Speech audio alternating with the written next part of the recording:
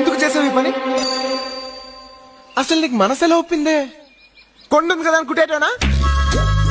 అరే తన మంచిది కాబట్టి సరిపోయింది, లేకపోతే పట్టకం కొడితే పుట్టుకుని పోయేదాను పెచ్చమ్మ.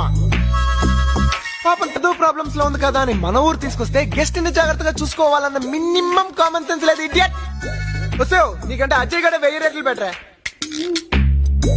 అరే తను ఎంత మంచిది తెలుసా? నువ్వు మేడకి దూకేస్తానన్న ఇలా చెప్పేస్తే. ఛస్! ఇదంతా నీకు ఎందుకు చెప్తున్నానో తెలుసా?